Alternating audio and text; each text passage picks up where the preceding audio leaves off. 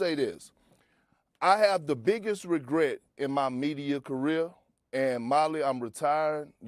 Shannon, from voting for individual awards, regular season awards, because I have done a disservice in using my voting rights.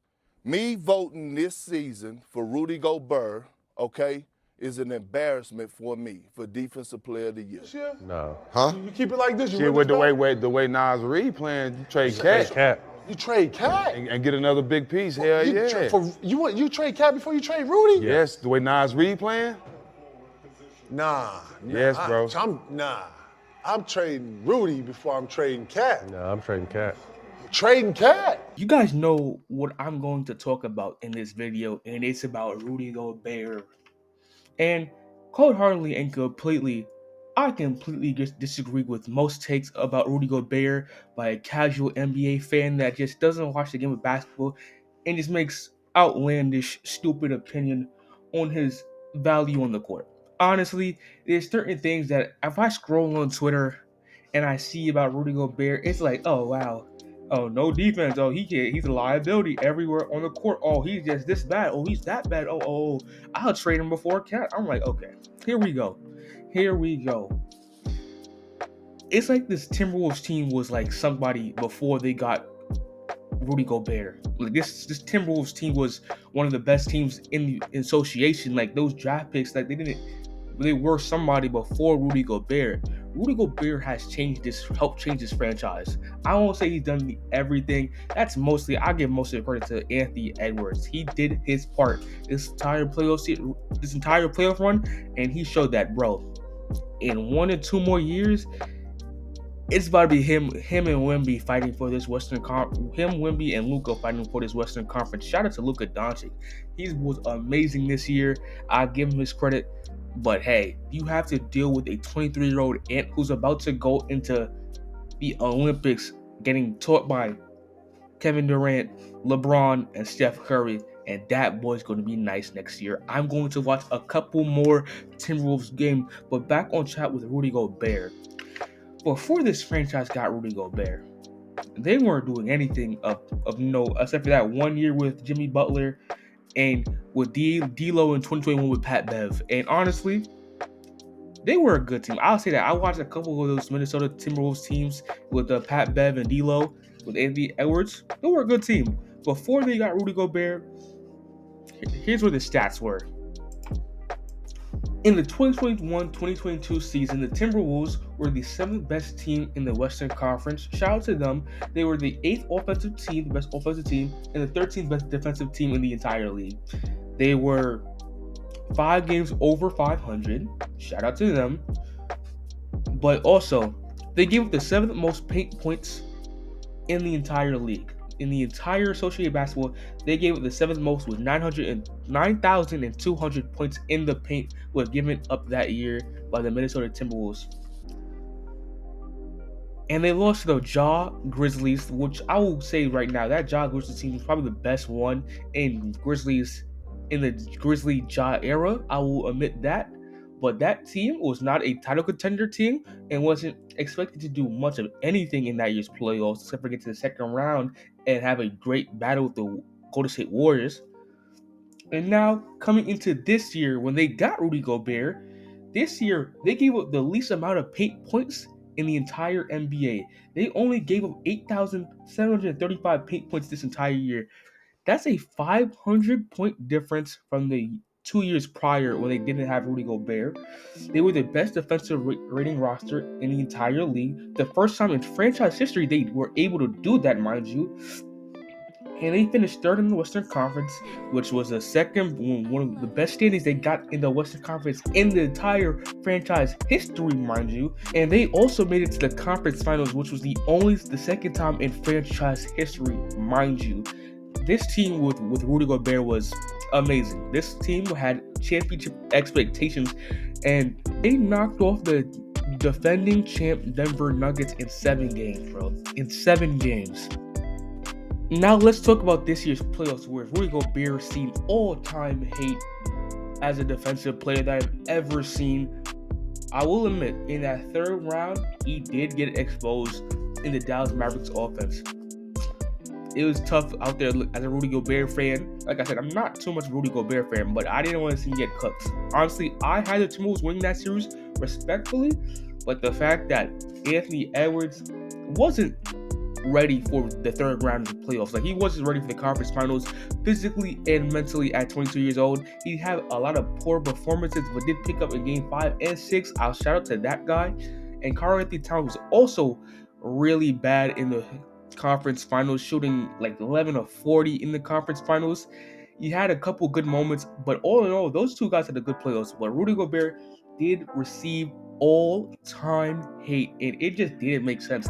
In the first round of this playoff series, Rudy Gobert and the Minnesota Timberwolves defensively held one of the best offenses in the league, a top 10 offense, mind you, with a supporting cast of Kevin Durant, Devin Booker, and Bradley Beal, who has a worse contract than him, than Rudy Gobert, mind you. They had an average score of 102. In game 1, they scored 95 points for the Phoenix Suns. In game 2, the Phoenix Suns scored 93 points. In game 3, 105. In game 4, 106. That means they held them to less than two times they held them less than under 100 points.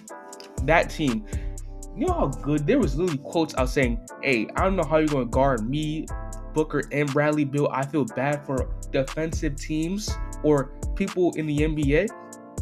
They did it flawlessly. I watched all 4 games in that series. Rudy Gobert did a great job. Karl-Anthony Towns did a great job. Jaden McDaniels did a great job. That was a really good series, and I promise you, he didn't get exposed. Houston Nurkic was out there doing anything. Royce O'Neal wasn't out there exposing Rudy Gobert. Drew Eubanks wasn't out there exposing him. But hey, he didn't get any hate for that one. I'll say that out loud. He didn't get any hate going into that series.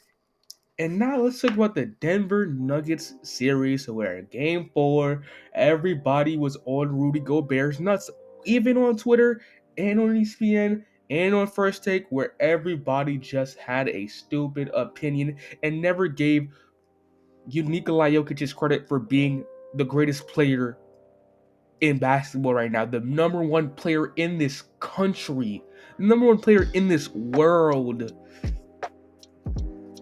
In game 4, I will say this. I watched that series. I watched game 4. He did cook Rudy Gobert in that series. But before that, game 4, where he shot 8 of 9 on Rudy Gobert, he was shooting 11 of 28 when guarded by Rudy Gobert. And in the next 2 games of that series, Rudy Gobert played next 3 games of that series, Nikola Jokic wasn't doing that to him routinely. That's just one good game. That's one all-time great game. I won't just say one good game.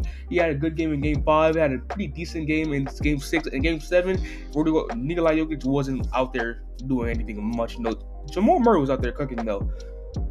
In this year, they held the defending champs, who were the top 15 offense, to this year they averaged 114 offensive rating. In the 7-game series, they averaged 97 points.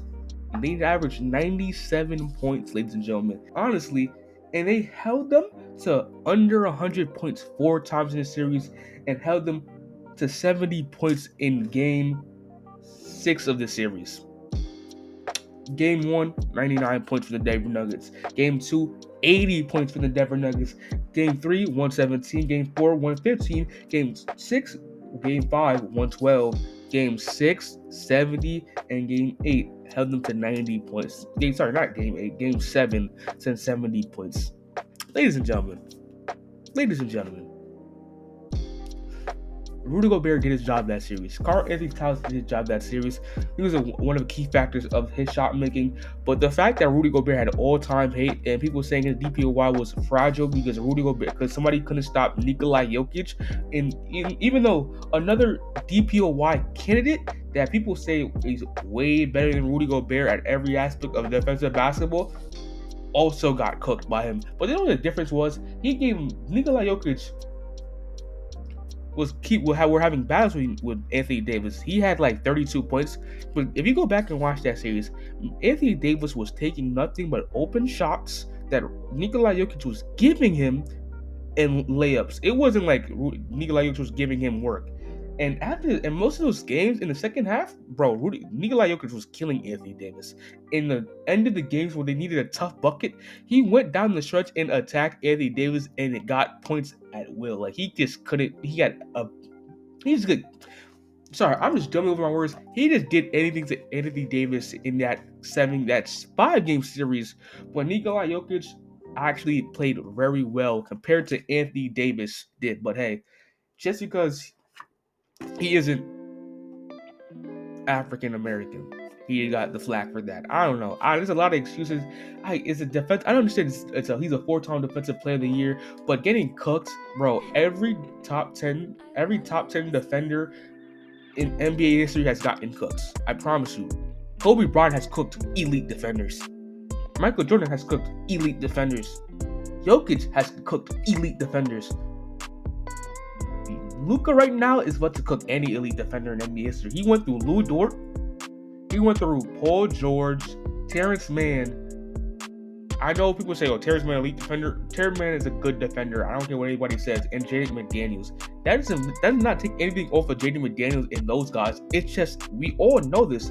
Elite offense beats elite defense. Good defense loses to decent offense. Like this is the NBA. This is just the NBA and what era we live in. A great offense beats a great defense. It's not vice versa. But hey, I'm KFB23 on the YT, and I really just want you guys to know that if Minnesota Timberwolves do something stupid like, hey, trade Rudy Gobert for nothing and a bag of chips, they're just not reaching the conference finals until, I don't know. They're just not doing it. You can't have Karl-Anthony Towns be your starting center in today's NBA. He just can't do it. He's a forward. He's a power forward like in college. But hey, I'm not a Timberwolves fan. I'm a Warriors fan. It doesn't matter to me. I'm out. Peace.